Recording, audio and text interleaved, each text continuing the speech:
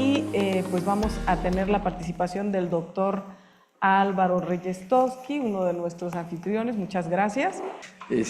Bueno, pues voy a tratar de ser lo más ágil que pueda en esta presentación. De principio, yo creo que al igual que algunos de los ponentes de la mesa del día de ayer, pues nos encontrábamos un poquito con la incertidumbre de qué podemos decir los que no somos médicos o estamos vinculados con la salud mental, ¿no? Finalmente, al igual que Carlos, soy sociólogo y peor, soy sociólogo rural, ¿no? Entonces, eso nos coloca en ciertos límites en términos precisamente del avance de ciertos campos epistemológicos y también posiblemente nos limita la posibilidad de hacer una presentación, digamos, decente frente a ese tipo de temáticas, de tal modo que lo que yo traigo aquí es, pues eso, un acercamiento.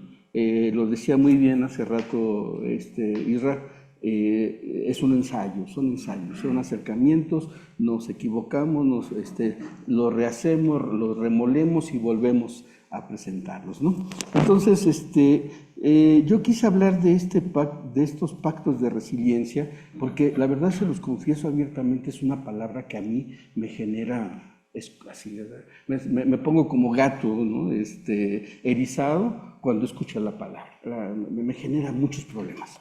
Entonces, recientemente hicimos la presentación de un libro que se llama 7 historias de resiliencia, y la verdad es que yo estaba así como que, bueno, ¿qué estoy haciendo aquí, no? Sobre todo porque no son temáticas que a mí me atraigan, porque yo entiendo que hay una lógica interna dentro de los campos biopolíticos del sistema capitalista, donde el concepto de la resiliencia entra como un dispositivo ideológico. Entonces, lo que yo voy a tratar de desarrollar en esta ponencia, que también pude escribir, ¿no? Es precisamente esta idea, ¿no? Entonces, quiero proponerles este pensamiento de Eduardo Galeano, con el cual empiezo el texto. Dice: el mundo al revés nos enseña a padecer la realidad. Padecer la realidad, vamos a hacer ese énfasis, en lugar de cambiarla. A olvidar el pasado en lugar de escucharlo y aceptar el futuro en lugar de imaginarlo. Me encanta este poema de Galeano, porque de algún modo son los 3 ejes de lo que yo construyo en este ensayo sobre la crítica a esta noción de la resiliencia. Entonces, empiezo también una lectura muy rápida, me voy saltando, solamente iré comentando algunas cosas. Empiezo.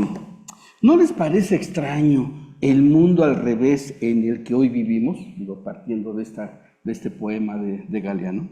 ¿Han amanecido con la sensación también extraña de que dicho mundo tiene otras reglas, otros códigos que, al sernos lejanos, no nos permite transitar en el camino de su explicación? Supongo que los que estamos aquí, presencial o virtualmente, hemos reparado la debilidad de nuestras teorías para poder dar cuenta de los resortes que catapultan a este mundo contemporáneo. Finalmente, ¿no tienen ustedes la extraña sensación de que, ajenos a cualquier proyecto de futuro, utópico o no, hoy se vive bajo la condición trágica y nada reconfortante de que no hay nada por hacer? En la película, esta última película de Disney, sale un personaje que es precisamente el aburrimiento, el tedio, el tedio vaciado, ¿no? O sea, sin sentido. Bueno, pues creo que por ahí vamos. Vivimos, como decía Lipovetsky, en una era alejada de la rebelión y el disentimiento, y peligrosamente demasiado cercana a la indiferencia, la apatía, y peligrosamente cercana a la apatía, al aburrimiento y a la deserción. Si bien no comulgo con la idea de que exista una era del vacío, caracterizada por el profundo individualismo producido por el capitalismo, no puedo menos que aceptar la premisa de que vivimos en una sociedad del agotamiento y derrumbe de lo que hace años se constituyó como el eje del proyecto filosófico y político de la modernidad, es decir, el sujeto crítico. ¿Sí? Hay un vaciamiento histórico acerca de esta noción, que también constituye una forma ideológica, pero que era importante para la constitución de lo que podía ser el deber ser del sujeto en la historia. Hago una pequeña acotación a una nota de pie de página, porque esto me va a servir para hablar acerca de las vaciedades, de la vacuidad, perdón, en vez del vacío. ¿Sí? Prefiero, por condiciones praxeológicas, pensar que no es el vacío, el no ser sin determinación cuya comprensión nos arroja a las garras de la metafísica, sino la vacuidad, es decir, el vaciado de contenido, la superficialidad del sentido. Estoy, digamos, más cercano a la desesperación de Cioran que a la metafísica o al budismo. ¿Sí? La segunda razón de mi desconfianza a la categoría del vacío es que no hay que negar que existe culturalmente un retorno a las comunalidades y a la posibilidad de aportar nuevos sentidos a la existencia, ¿no? Y no porque la comunalidad sea una respuesta, sino que es un medio que está surgiendo culturalmente. Bueno, entonces, a partir de esta noción, yo desarrollo en mi propuesta 3 vacuidades, ¿no? O sea, hay que hablar de 3 vacuidades, es decir, 3 momentos históricos en los cuales hay contenidos que se han vaciado y que han adquirido, digamos, otra dinámica. El mundo de hoy no se parece en nada al que imaginó la praxeología política de la modernidad ilustrada, es decir, la del ciudadano capaz no solo de sumarse a la voluntad general de lo político, sino también a participar activamente en la construcción del espacio público de la democracia. El mundo de hoy tampoco se parece a lo que imaginaron quienes desde la corriente crítica del marxismo creyeron la posibilidad de construir esa sociedad capaz de dar a cada quien de acuerdo a sus capacidades y a sus necesidades. Para poder encaminar a los pueblos hacia el socialismo, se requería un sujeto capaz de entenderse a sí mismo en su condición de opresión, esta idea del sujeto para sí, ¿no? Y capaz de generar una praxis transformadora. En ambos casos, es decir, en la narrativa de la modernidad ilustrada, democrática, burguesa, o en la narrativa del socialismo, se observa, había una condición común. En ambos había una condición esperanzadora que partía de la posibilidad de estallar la capacidad crítica, inteligente, con sentido colectivo, participativo en las urnas, en el arte o en la revolución del ser humano. ¿Sí? Había una apuesta por esta condición crítica de un sujeto inteligente, activo, ciudadano, capaz de irrumpir en los espacios públicos y transformarlos. Hace años, en su Angelus, Mario Benedetti escribía algo que me pareció terriblemente desencantado. Él escribe: ¿quién me iba a decir que el destino era esto? ¿Sí? Otro día se acaba y el destino era esto. A mí me encantó cuando leí este poema de Benedetti en el sentido de que, en efecto, todo lo que construimos a partir de la posibilidad de un sujeto crítico, revolucionario, inteligente, desde la razón ilustrada, nos produjo esto que estamos viviendo. Esto es precisamente lo que dice Benedetti. ¿Quién me iba a decir que el destino era esto? ¿No? Si usted, como yo, comulgó con alguno de aquellos imaginarios, e incluso es de quienes salieron a la calle, militaron en las bases e hicieron activismo político, no me refiero a nadie en particular, seguro que un día cualquiera, frente al empollón de la realidad, usted se ha preguntado si esto se parece en algo a la realidad que usted imaginó hace 15, 20, 40 o más años atrás, ¿no? Entonces, esto me parece una condición trágica. La primera hipótesis aventurada de estas reflexiones que estoy tratando de desarrollar es la siguiente. La sensación de extrañeza es producto de ese vaciamiento del sujeto crítico y de los modelos políticos que la sustentaban. Es decir, no solamente está en crisis el sujeto crítico, sino también las democracias liberales, hoy se enfrentan a la avanzada de las extremas derechas, de Milei y su fanatismo neoliberal, como ejemplo, o un exacerbado populismo, a veces de derecha, como el de Trump en Estados Unidos, o a veces de izquierda, como el de Maduro y Daniel Ortega en Latinoamérica. O sea, la democracia representativa sí se encuentra en una profunda crisis, pero también eso está vinculado a este vaciamiento del contenido del sujeto crítico. Quizás el mundo al revés del poema de Galeano puede empezar a explicarse gracias a esta primera vacuidad. Al despoblar el sujeto de esperanza, al deshabilitar su imaginación de futuro, se abre la compuerta de esa sensación que Marshall Berman tradujo como la experiencia de la modernidad, es decir, que todo lo sólido se desvanece en el aire. Y aquí creo que nos lleva a otra bronca, que es precisamente el vaciamiento de la condición moderna, ¿no?, del hombre, ¿no? Ser modernos, decía Marshall Berman, es encontrarnos en un entorno que nos promete aventuras, poder, alegría, crecimiento, transformación de nosotros y del mundo, y que al mismo tiempo amenaza con destruir todo lo que tenemos, todo lo que sabemos, todo lo que somos. No hay que estar muy atentos a la cita para entender la dinámica cambiante, inestable, estética, transformadora y enriquecedora de la experiencia del tiempo en la modernidad. Bueno, pues esto está también vaciado de contenido. No sabemos. Hemos dejado de ser modernos. Bruno Latour decía, nunca fuimos modernos, ¿no? En una, digamos, tentación precisamente a esta analítica. Voy con la segunda vacuidad. Les propongo dos preguntas guía. ¿Cómo se destruye el futuro? ¿Es posible hacerlo? Es la segunda pregunta. Si pensamos bien, podemos acusar la interrogante de contener en sí misma una condición retórica. Una primera respuesta posible sería, no es posible destruir el futuro, en tanto que la posibilidad temporal de lo que se adviene, el futuro no existe sino como un imaginario de sentido. Bueno, hay alguna razón en esto. No se puede destruir lo que no existe.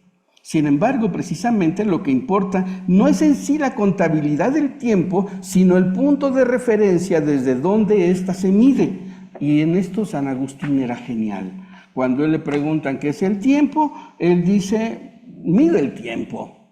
No sé definirlo, ¿no? Decía, si no me lo preguntan, yo sí sé qué es el tiempo, pero el día que me lo pregunten no sé ni cómo explicarlo.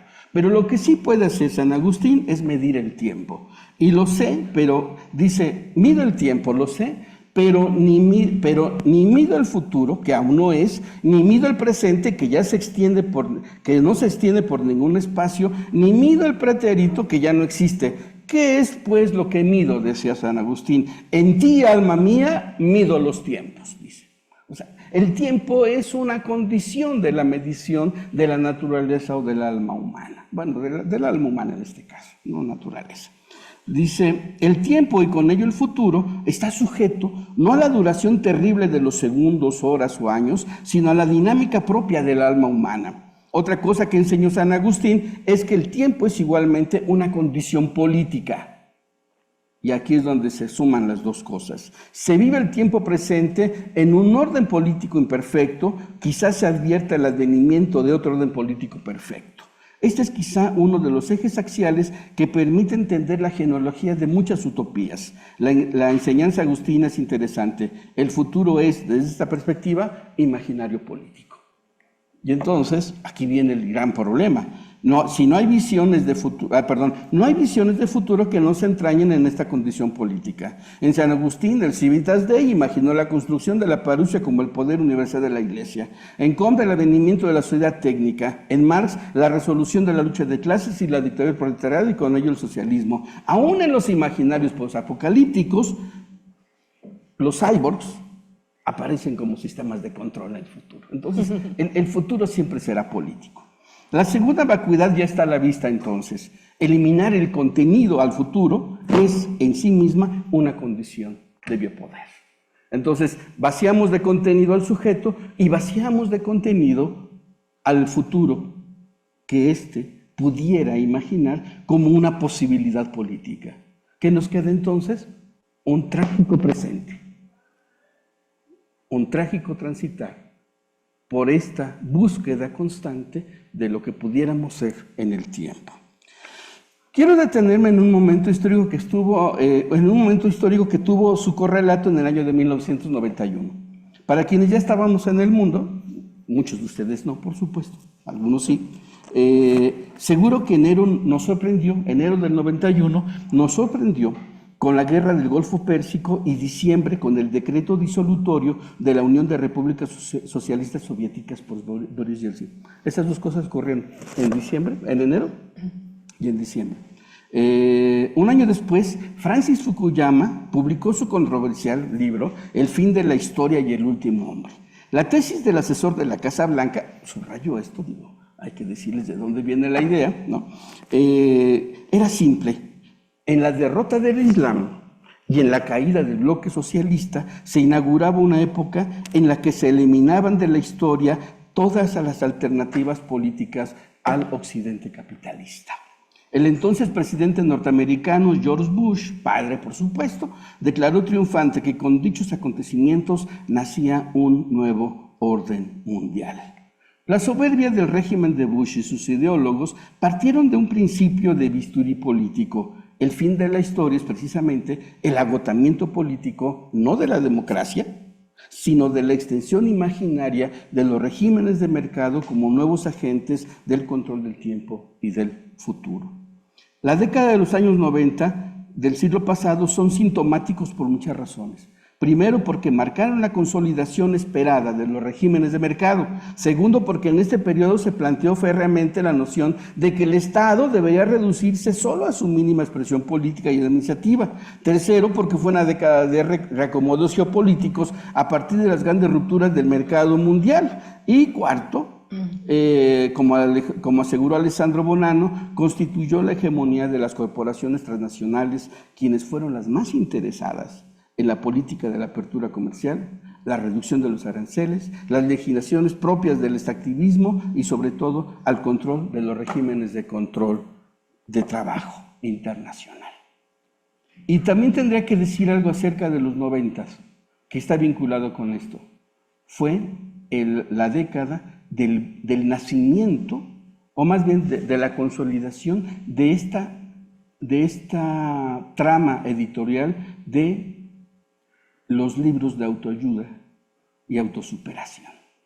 Tiene que ver completamente, yo ahorita lo voy a desarrollar. La década de los años 90 nos trajo algunos términos interesantes: globalización, neoliberalismo, sociedades del conocimiento, postfordismo. Cada uno de ellos fueron expresiones de ese novus ordo mundi, del que, como ya veíamos en el entusiasmo de Fukuyama, no había alternativas de otros proyectos de futuro. El largo periodo que va de los años 80, aunque particularizando en los 90 y hasta nuestros días, ha significado casi medio siglo en el que la reorganización mundial del mercado y de los mercados laborales, por supuesto, supuso también nuevos regímenes de trabajo. Me voy a saltar un poquito. ¿Qué pasó en este periodo? Pues precisamente la apertura de una de grandes líneas o posibilidades de la apertura de los mercados laborales a nivel mundial y también la eliminación o la búsqueda de la eliminación de aquellos derechos que habían ganado las clases obreras durante el periodo del Estado benefactor. Las políticas del workfare, como lo plantean Kymlicka y Norman, nos dice que bajo la lógica de la productividad de los empleos empezó también a permear nuevas representaciones sociales que exigían responsabilidad individual en el empleo. Escuchen estas representaciones: la eliminación de contratos colectivos, la competitividad y, léase con cierto énfasis, el enfrentar victoriosos las condiciones laborales pese a sus repercusiones en el tiempo, la familia o la salud. Todos tenemos que ser productivos, ¿no? ¿Y la resistencia social? Ese es un metarrelato de otros momentos, ¿no? Y la lucha por los derechos laborales colectivos, también. Y la organización por las luchas gremiales, pues por supuesto que en el imaginario neoliberal estas dejaron de tener sentido y funcionalidad. Con esta reorganización del comercio internacional y de los mercados laborales y de la necesidad de una ideología para poder fortalecer esos mercados laborales, es que se tiene que establecer una condición, digamos, o un mecanismo ideológico que es precisamente el del padecer el presente. Tenemos que padecer el presente tal como ellos, los ahora multimillonarios de la industria de la representación, lo han imaginado. Cuando uno piensa en quiénes están detrás, uno piensa a veces que uno anda todo chiflado aquí con la cuestión de la conspiración, todo paranoico, ¿no? En realidad no. En realidad podemos hablar y rastrear cuáles son las multimillonarias ganancias de los mercados de la industria cultural o de las industrias de la representación. Hablamos de millones y millones de dólares. Y por supuesto que hay muchos intereses en la forma de una representación que nos permita establecer una lógica del trabajo que nos lleve, obviamente, a una condición no ética del padecimiento del presente. La última vacuidad, ya para ir cerrando esta, es precisamente la que se refiere a no solamente a la experiencia vital del daño o del dolor corporal, sino también a la conciencia plena de la pena o el castigo. Padecer el presente, padecer es un verbo interesante, escribo aquí. No solo se refiere a la experiencia vital del daño o del dolor corporal, sino también a la conciencia plena de la pena o del castigo. Quien padece no solo sufre una condición dolora, infringida o autoinfringida, sino que experimenta también una condición en la que el sufrimiento se vive como angustia, culpa, acusamiento, es decir, como vínculo social. Esto lo podemos ejemplificar con los monjes que después del pecado se tenían que autoinfringir castigo y entonces su cuerpo sentía dolor, pero su alma se mortificaba ante Dios, ¿no? Entonces, si bien es cierto, el dolor puede ser físico, el sufrimiento tiene que estar vinculado con mecanismos de subjetivación. Y bueno, para poder desarrollar los regímenes del trabajo neoliberal, ya denominados Warfare en líneas anteriores, se requiere un sistema de dispositivos capaces de conducir el padecimiento exigido por los sistemas de trabajo y darle un significado nuevo a la actitud propicia que el individuo debe tener ante el sistema de trabajo y competencia que lo determina, la resignación de lo que hay. No hay más, estamos en esta condición, tenemos que resignarnos a esto. Bueno, Michel Foucault a esto le llamaría un medio de subjetivación, ¿sí? Michel Foucault utiliza el concepto de la subjetivación como un proceso, como todos aquellos procesos, por supuesto, dentro de la lógica del poder, que permiten la construcción de los sujetos. Y un sistema como el que estamos tratando de analizar, estos años 90, 80, 90, 2000, 2010 y hasta la actualidad, estos casi 40 años de neoliberalismo, pues han requerido de un cierto proceso, de ciertos procesos de subjetivación que han operado en la construcción de individuos capaces de padecer el sistema de producción y trabajo, así como de conformarse con el discurso de la resignificación de acotar el tiempo como un eterno presente, cuyo sacrificio exige inmolar el cuerpo y las emociones en una dinámica de autoexplotación y al mismo tiempo suponer que lo único que opera en la realidad no es otra cosa que la intemporalidad del mercado. Esta es la lógica.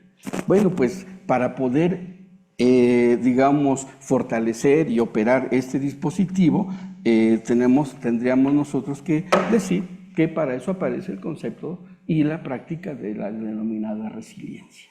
Si bien la resiliencia tiene, digamos, condiciones que parten de las ciencias físicas a las biológicas, bueno, pues hay que decir que en efecto a partir de los años 70 se empieza a utilizar el concepto en el ámbito de las ciencias humanas, pero va a ser hasta los 80s y 90s donde se empieza a utilizar el concepto de un modo mucho más acuciante. De hecho, cuando uno empieza a revisar cómo surge el concepto y cómo aparece en las primeras publicaciones, uno encuentra que en los 80s y en los 90s es donde más se produce, digamos, la parte operativa, epistemológica de esta idea de la resiliencia.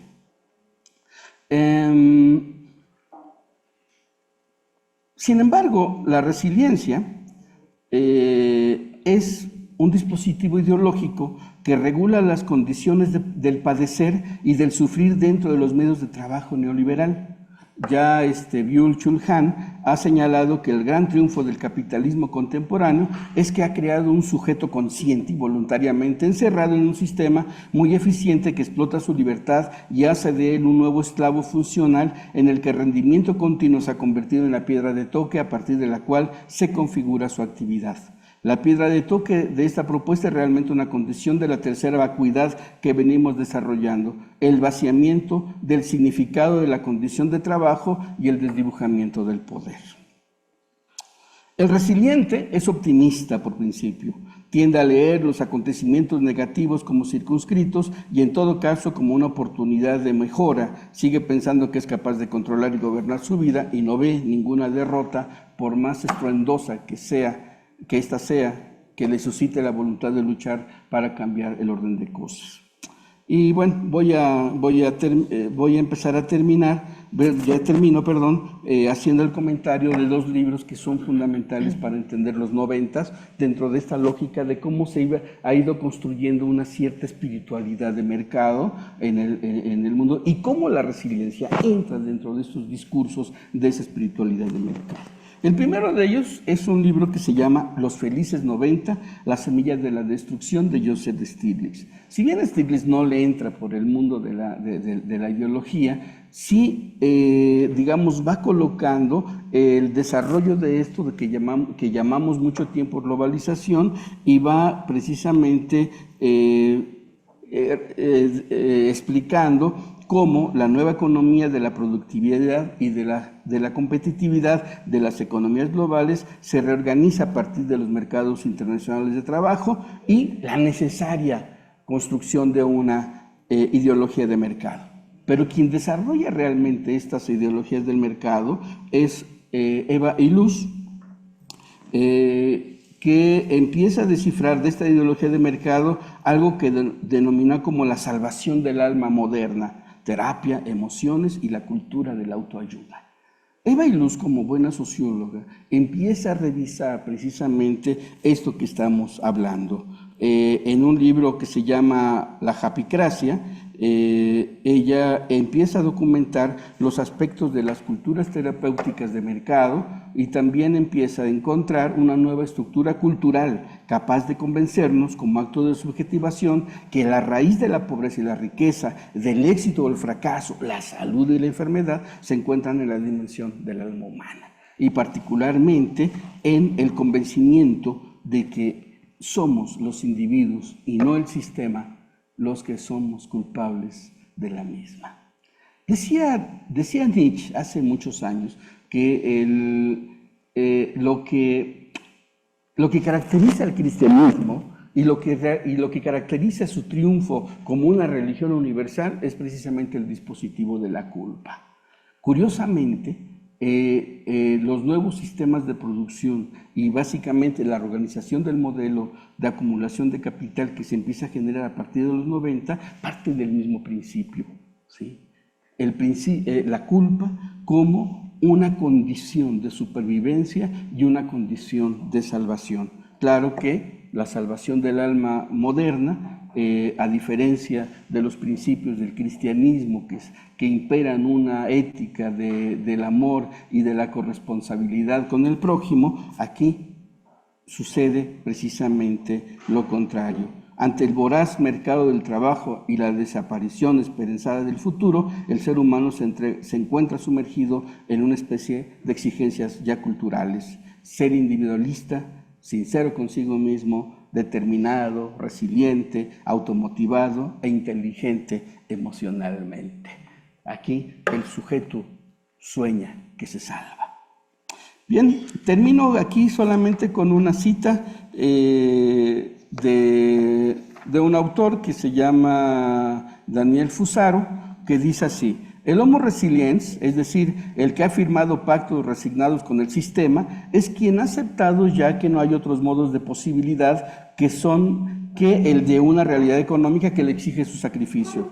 El homo resiliens son, como señaló Dante en la Divina Comedia, aquellos miserables que nunca vivieron, ¿no?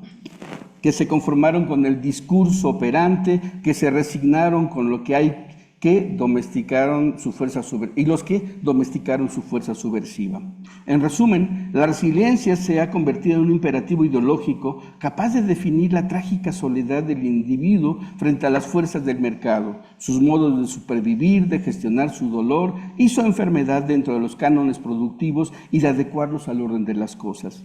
A diferencia de lo que se cree, el resiliente no es quien emerge fortalecido de las experiencias adversas, traumáticas o trágicas, sino por el contrario, es el que sobrevive por medio, aburrimiento, tedio y vaciedad. Es quien se adapta al dolor, lo padece para sí, se resigna porque aunque parezca un contrasentido, ha asumido lo político del eterno presente, ese que ya no encuentra sentido al futuro y que no entorpece la marcha del mundo. Muchas gracias. Changos, me emocioné y olvidé esto. Quiero terminar solamente con esta lectura, el Ángelus de Benedetti, ¿no? ¿Quién me iba a decir que el destino era esto? Ver la lluvia a través de letras invertidas, un paredón con manchas que parecen prohombres, el techo de los ómnibus brillantes como peces y esa melancolía que impregna las bocinas. Aquí no hay cielo, aquí no hay horizonte. Hay una mesa grande para todos los brazos y una silla que gira cuando quiero escaparme. Otro día se escapa y el destino era esto. Es raro que uno tenga tiempo de verse triste. Siempre suena una orden, un teléfono, un timbre. Y claro, está prohibido llorar sobre los libros porque no queda bien que la tinta se corra. Gracias.